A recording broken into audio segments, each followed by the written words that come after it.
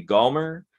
This is a collaborative effort with the World of Ability Podcast Network, and we have a real honor and a privilege to have one of our friends that we have come to meet through the Happy Neighborhood Project, and we're going to do an exclusive episode here. We've been working on our network for a year and a half, and we don't do too many of these, and this is a real treat.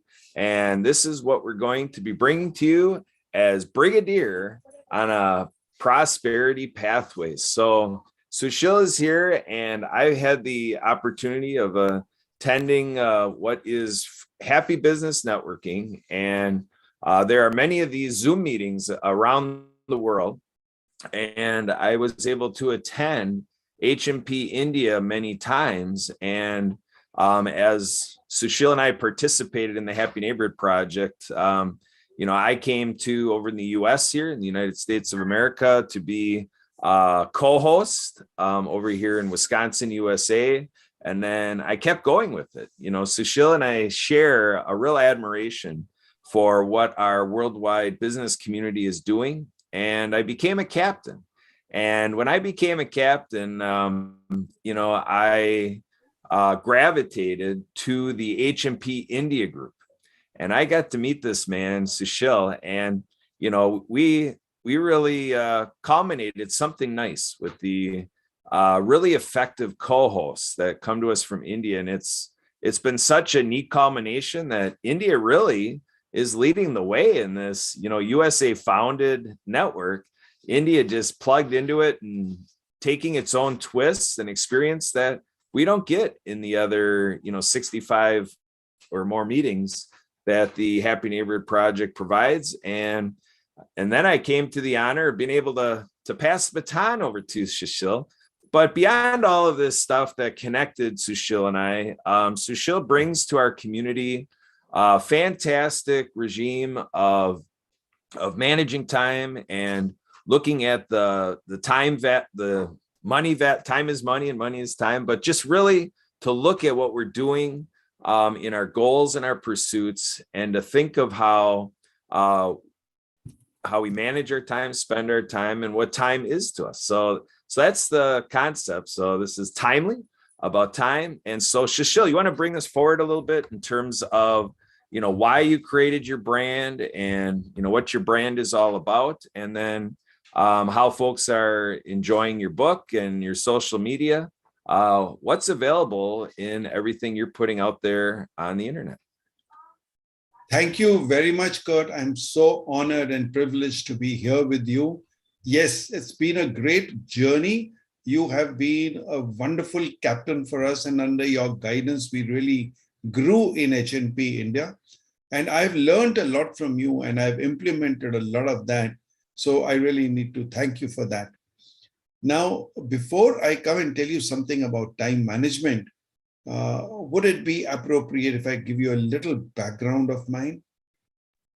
Yeah, that's great. We love storytelling. So yeah, tell the story. Great.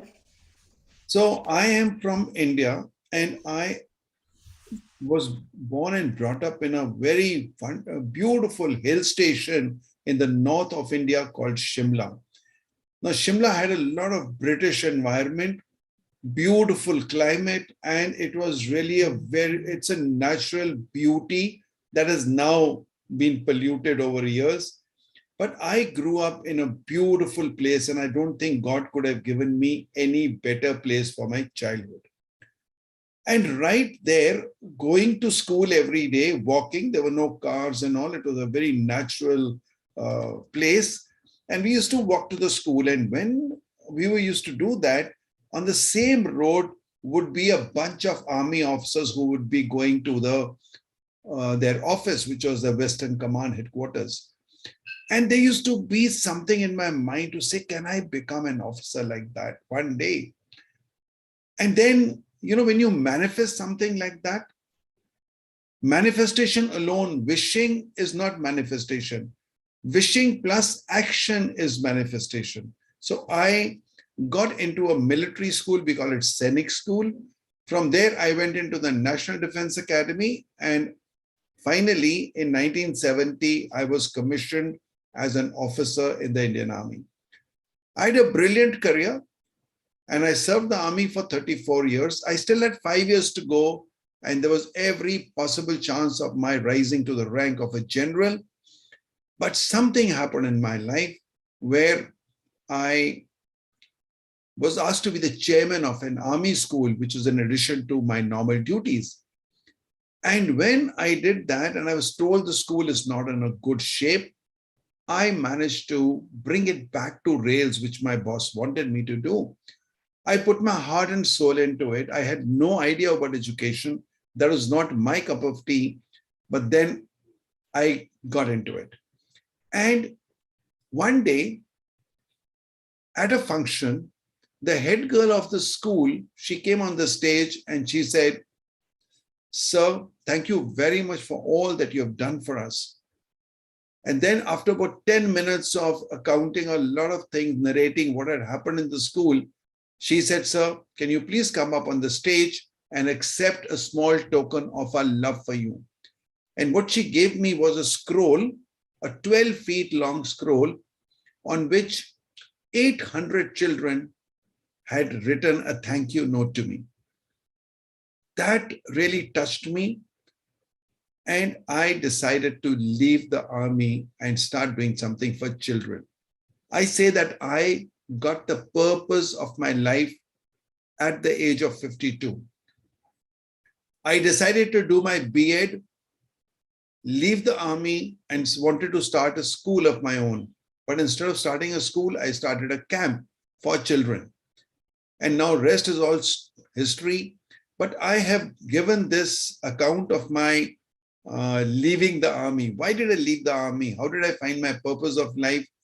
In a TEDx talk, which I did just on the 11th of December, and that is now available on YouTube. So with this, I want to tell you that when I came out of the army, I started doing corporate training as well. And in corporate training, I used to find that amongst all leadership and teamwork that we used to teach, every time there was one common thing that every company, every organization wanted was time management. About 10 years back, I underwent a coaching by an international coach. And he told me that you do too many things, you need to narrow down. You have to have a niche. And I decided to make time management my niche. And then he told me you need to go 1 inch wide and 1 mile deep. And I was doing something like 1 mile wide and 1 inch deep. I was all over the place. I used to only touch the surface. And when I picked up time management and I put all my heart and soul into it. Now, he explained this to me. He said, once you have narrowed down from all other options and you come to time management, now you must read at least 10 top time management books so that you become an authority. You become a master of time management.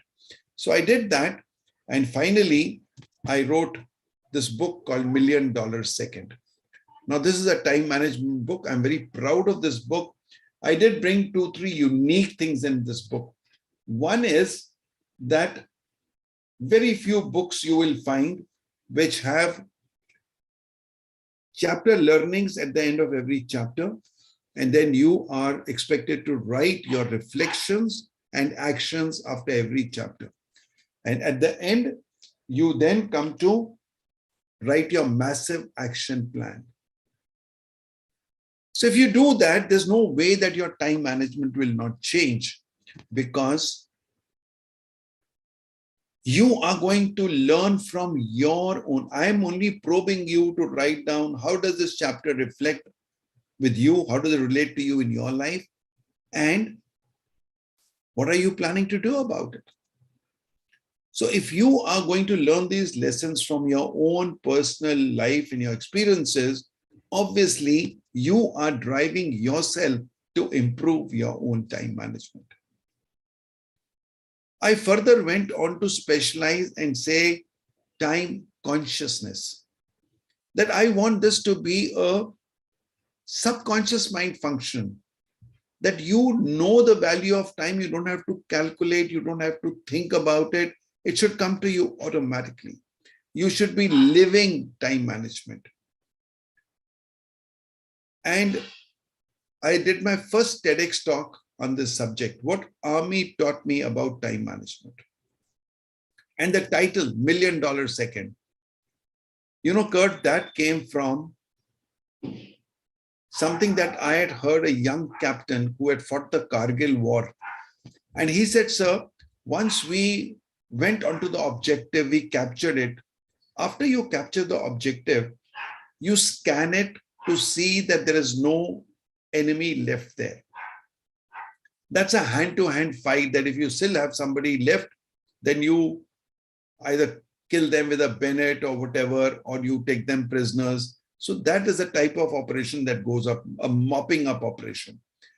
And he said that while he was doing that, in that utter darkness, from nowhere, from behind a tree or something, suddenly the enemy captain stood right in front of him. And he said he had a Sten gun pointing to me, while mine pointed to him. And we were just standing about 2 meters apart. And a thought came to my mind. Now only one of us can survive, the one who pulls his trigger first. He said, sir, I'm telling you in so much of time, but there was no time to think. There was no time to introspect. There was no time to take any advice. Sorry, it was time to act. I pulled my trigger and he fell down. And he cried and died. He said, sir, the thought that came to my mind was, what if he had pressed that trigger half a second earlier? Then I would have been lying down there and crying like he's doing now. And maybe my mother would have been crying as much as his mother will cry now. So that thought gave me that, wasn't that 1 second or half a second equal to millions of dollars? And that's what made me choose the title of this book. So that is a background that I wanted to give. Now, if you have any questions, but one question I'll certainly answer. You said, time is money. And Kurt, I don't agree. Time is not money. I think we are degrading the importance of time when we say time is money. Money can be earned. If you lose money, you can get it back. But when you lose time, you cannot get it back. So I say, time is life. Time is life. If I give you 5 minutes of my time, Kurt, don't I give you 5 minutes of my life? Now we are on this podcast together, let's say for 35, 40 minutes. So those 40 minutes is my life to you, to the podcast, to the audience, because I'm not doing anything else that time. My life is totally with this podcast right now. So therefore, I would like people to consider replacing money with life when it comes to time is life and not time is money. What do you think there? Well, I think that it's perfect. Again, in terms of how we connected, serving, our newfound friends from all over the world, and talk about with the Happy Co-op that there's, over 1,500 members, and, there's friends in all businesses, but yeah, a lot of what we revere about the Happy Neighbor Project is so far beyond, the money transaction. So yeah, you're right. The thing that really makes how we connected in business networking, happen and that keeps us captivated is that this is how we want to spend our life. Edwin's approach of spreading happiness around the world, to have that thing that fuels life. And yeah, we do so much that has nothing to do, businesses are money-making machines. And when we spend our time at H&P, we're not always talking about that monetary component. So yeah, you bring it forward in a very unique way. I mean, you're doing, because what you're doing, in a way that it's needed. They say in business, find a need and fill it. And we do need that message.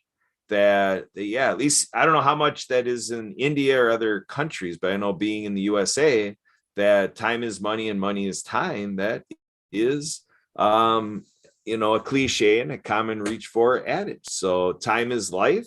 I think that's a good way to evolve and to advance Yeah. beyond So that that stepping stone. cliche, yes, that cliche is a universal cliche here also. Okay. But I just challenged people to say, can you replace time is money by time is life? And Kurt, you just used another expression and you said, when we spend that time. And that is another thing I realized. Let's not ever use that word spend. Instead, use the word invest. See, what happens is our subconscious mind is very sensitive to the words we use. So the moment you say, I'm going to spend 30 minutes, it relates to expense. Spending is an expense. Like on the balance sheet, when you spend money, or any business would say spending time is an expense, and expense is something which is like taken as an unproductive, diminishing thing. It goes away, it wastes, it gets into zero, it goes into the waste paper basket, it's gone. But when you say invest, your subconscious mind gets a task to say, what is the return on my investment? Yes. What is the return on my investment? So I have started using this term in my life. Whenever I say I'm going to invest 30 minutes in this meeting, I'm going to invest 1 hour with my friend in a coffee shop. The moment I say that, I'm looking for what will I draw? No, it's not money. It's not materialistic stuff. What I'm looking for is happiness. I want to talk to my friend about nothing. We want to chill. We want to talk about our school days. We are not going to do anything productive, but we are going to have fun and we are going to come back happy. And again, we keep talking about happiness. After all, we didn't come to this planet to achieve. We did not come to this planet to all the time be slogging and working hard to achieve our goals. We came to this planet to be happy. And ultimately, I feel that is the ultimate goal.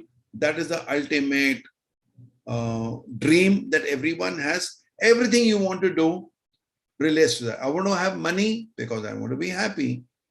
I want a promotion because I want to be happy. I want fame because I want to be happy. From everything you are wanting to derive happiness. You want to have a good relationship because I want to be happy. That is great. If somebody didn't have money, all you have is life and time. And yeah, I thought that was good. Yeah, absolutely. Yeah. Sushil, Emily, and I are involved in something called a mutual aid network. And so it's an economic solution. It's got a lot of different components, but the idea is it shows, like we're talking about money, so like in the marketplace where there's a price, they go with price-based mutual credit. But then there's 7 other currencies, one of which is time banking. Have you ever heard of time banking? Time banking? No, I haven't. No. Yeah. So speaking of timeliness, I mean, unfortunate timeliness in some sense. It depends on how you look at life. But there's a gentleman who lived a fantastic life, and I was fortunate to be able to share in 5 years of this man's life. His name was Dr. Edgar Kahn, and he is the founder, basically. I don't know if you'd call him the godfather of time banking or whatever, but he created this mantra of creating this flow of each other, exchanging time, or kind of sharing time, however you want to look at it.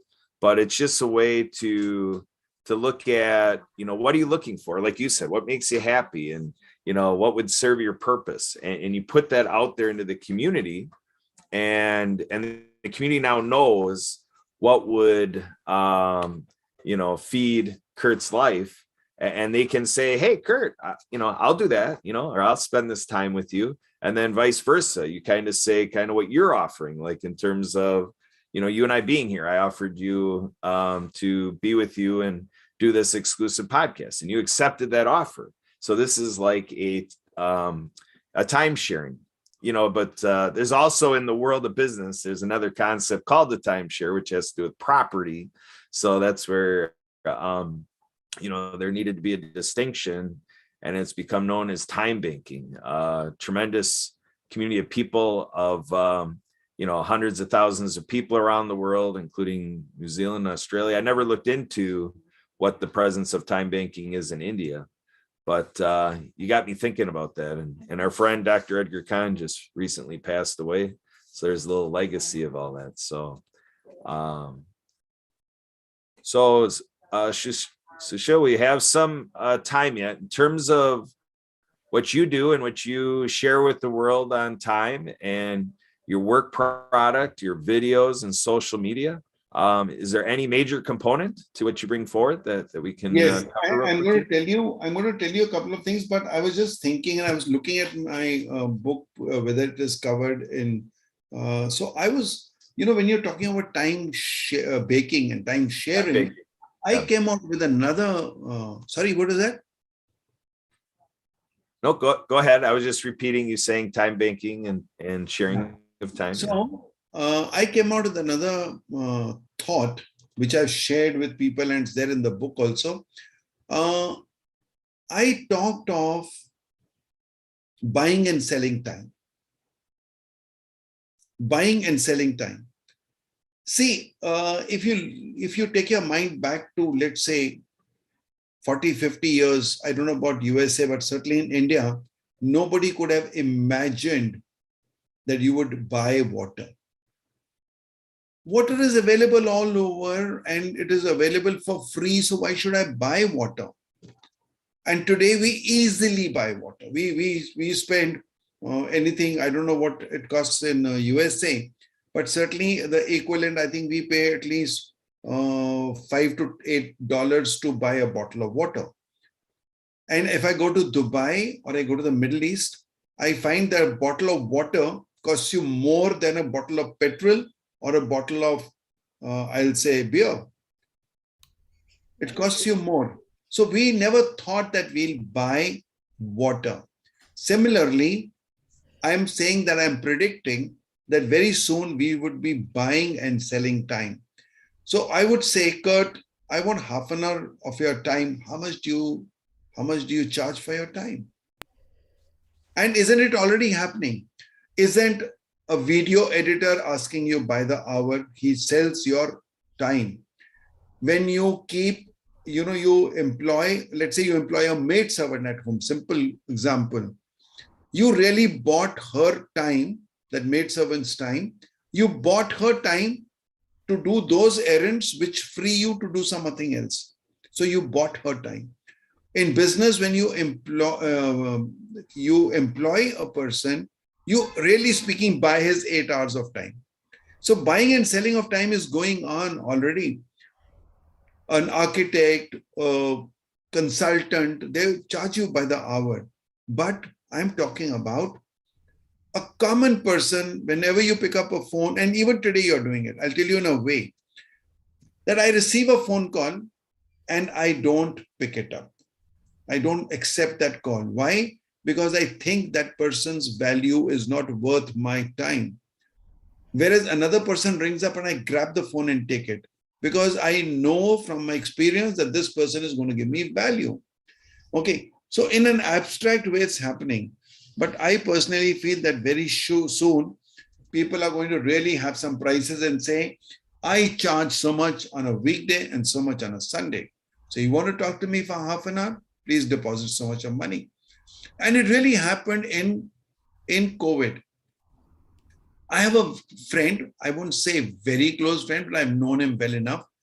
And he's a very good facilitator. And he was doing some online trainings and I wanted to pick up some ideas. So I went on to WhatsApp and I say, hey, can I have, I want to talk to you and I want to understand how you do this. So first I said, I want to talk to you. He said, "Oh, about what?" So he insisted I tell him what I want to talk to him about. So when I told him, he sends me a creative to say, "This is what I do to teach you this." I said, "Oh yeah, this is exactly what I want to learn." He said, "Please deposit 1,500 rupees in my account and I'll give you 1 hour of demonstration." Okay, so it's already happening in many places. People are charging for them time. Okay. What I'm coming to is that there will also be something like an exchange rate. Like I say, $1 is equal to so many rupees. So here it will be that, okay, you provide more value than I do. So maybe your time value is higher than mine. So, okay, when we exchange, your 20 minutes is equal to my 30 minutes. You give me 20 minutes, I'll give you 30 minutes.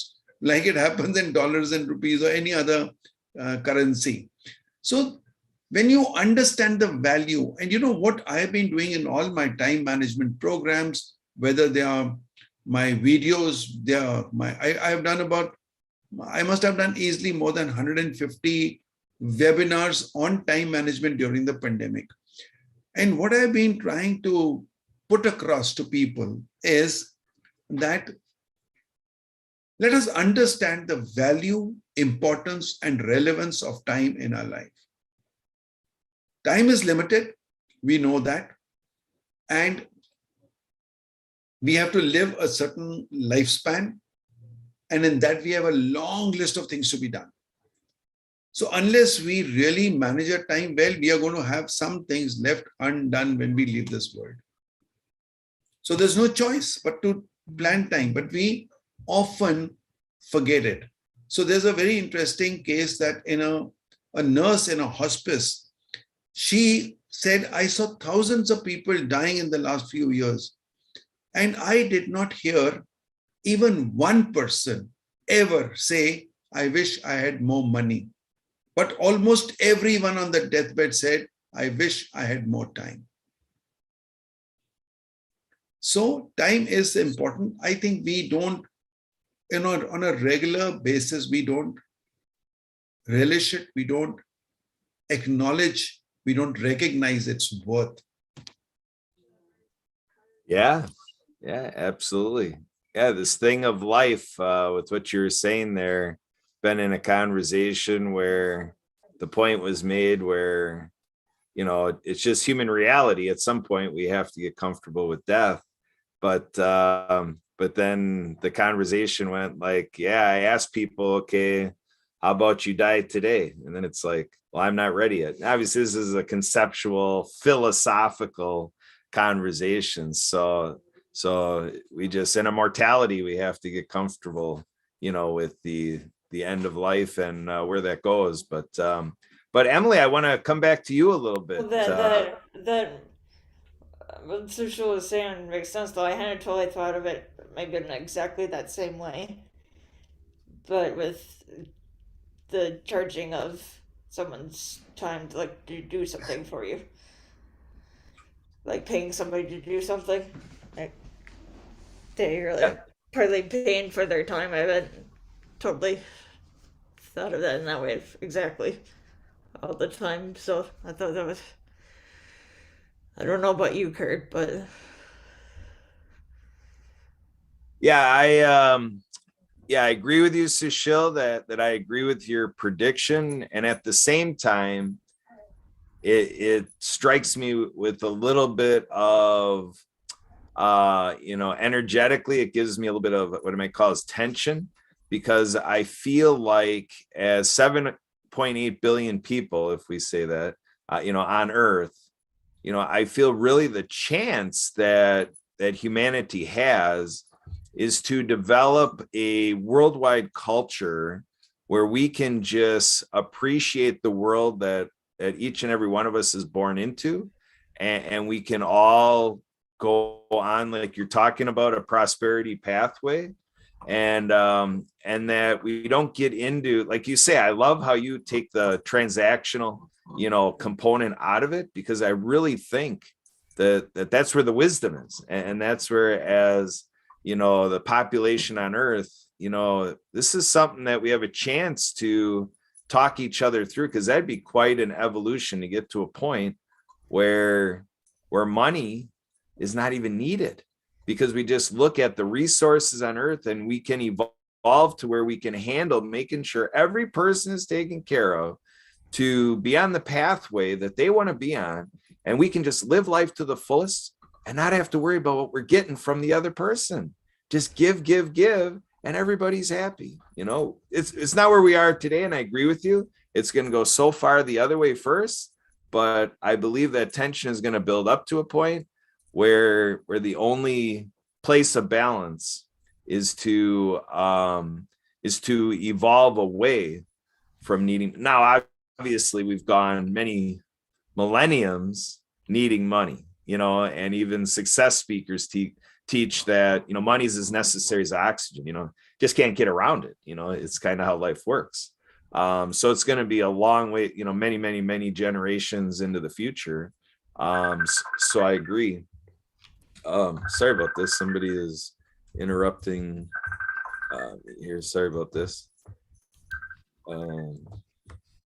But we're calling this prosperity pathway, and you give a definition of prosperity that's a little different than what most people are thinking of. Do you want to take that a little bit? When you think of prosperity, what are you thinking of, Sushil? Absolutely.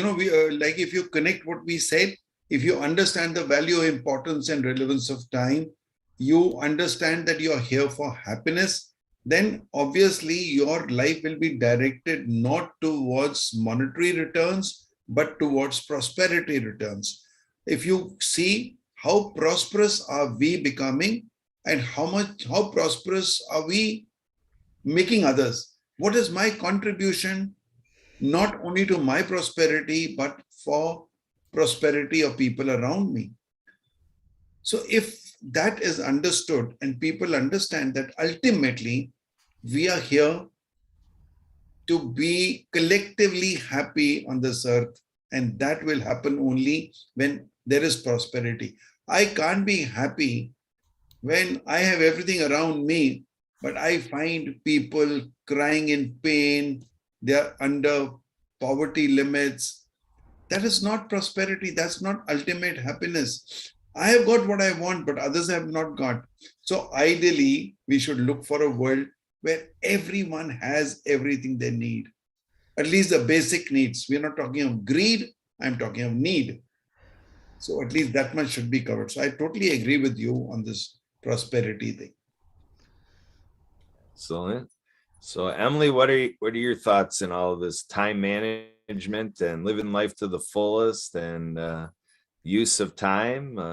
How does that work in your life, Emily?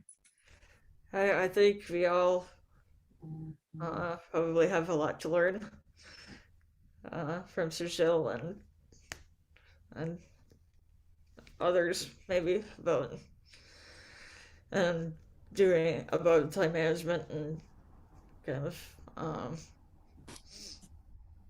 maybe like putting maybe some of the things into practice and see how things are different or not. And I don't know, this has been a good conversation. Yeah, Sushil, she brings up a good point that, like you say, you've shared your time with me, and we've provided each other's lives to come together at this moment, and it's just a fantastic experience, but then there's, living what we've been talking about, kind of like do what you say, or I'm sorry, say what you do and then do what you say. There's that whole next step. So what does that look like when you have people come into agreement of your philosophies and your teachings, and then now they're saying they're going to put it to use, like the discipline or the accountability? How does that work? What do you put in front of people that helps them, live this way? Like, what are the tools and mechanisms and practices? I know that's like a whole workshop maybe, but can you give us a little bit of idea about how you're helping in time management? Yeah. I could just tell you that when with my students who work with me, they are made to understand one thing right from the beginning, that results and success don't come from what you learn or what you listen to. They come with what you do. So success comes from what you do with what you learn. So just learning is not good enough. It is action that makes a difference. And therefore, you have to walk the talk. Whatever you're saying, are you actually doing it or not? So all my workshops, particularly the ones we do online, uh, I do something called an action lab, where whatever we have done today, for the next 3 days, I'll put people into small groups, give them an assignment, and whatever we have said or discussed is now put into practice by those small groups. And then when they come back to the next class, they have to share their experiences of trying it out. So just by watching, just by listening to a class, I can't assume that you have learned it. So, Kurt, my emphasis always in the last 17 years as a corporate trainer or as an educationist has been, what did you achieve as a result? I'm very result oriented. I'm not satisfied with the money I get. I'm satisfied with the results I get. I am satisfied when somebody says, for example, it was so heartening that on LinkedIn, I think about 4 or 5 months back, there's a lady who had done my training, outbound training, in 2008. And in that, she had done one activity, which was a blindfold tent pitching, where you as a leader had all your people blindfolded and you had to explain to them how to build a pitch a tent. And that means, were your communications so good that they understood what to do even when they were not able to see it?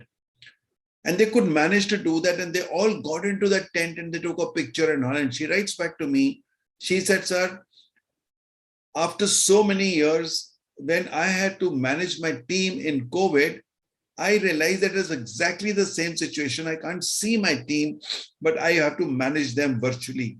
And I use the same principles that I learned from you in 2008, in 2020, and they worked for me. Now, see, this is what I say, that a person didn't understand what is team building. She didn't understand what is leadership. She tried it out then through an activity, and now she put it into practical life. That is what I look for. Awesome. So we're gonna leave that be pretty much the final thought here. So wow, what a fantastic exclusive episode, Brigadier on a prosperity pathway. I'm thinking you're all agreeing out there that we are looking at that whole idea differently now at the end of the show as compared to where we were, myself included, from the beginning. So this has been very worthwhile. Thank you very much, Sushil. And I encourage everybody out there to keep track of how Sushil spells his name. So Sushil, and then last name Bhasin. And then we hope you can take these notes and keep track of this information. Linktree, linktr.ee/SUSHILBHASIN. And then website www.brigsushilbasin.com, BRIGSUSHILBHASIN.com. And then keep using those social media handles for LinkedIn, linkedin.com/in/Briggs and Instagram.com/Sushil, YouTube.com/C/Briggs and Facebook.com/Sushil.Basin1, the digit 1 at the end there. And feel free to keep in touch with me for any questions you have, any reference back to this information in this show. I'm happy to be a little bit of customer service for everybody out there. Again, I'm Kurt Roskoff, host of the show with Emily Gomer. And my phone number, you can feel free to call and text me if you can reach this USA number, 262-3721-SKI, 262-3721-1754. And the email address that comes from my radio show started 5.5 years ago that got me started in all this, abilitymkenow@gmail.com. And with that, over to you, Emily. Go ahead and wrap this up and put a bow on it. What do you got, Emily? Take us on out of here. Yeah, thank you everybody for tuning in. And yes, until next time, stay happy.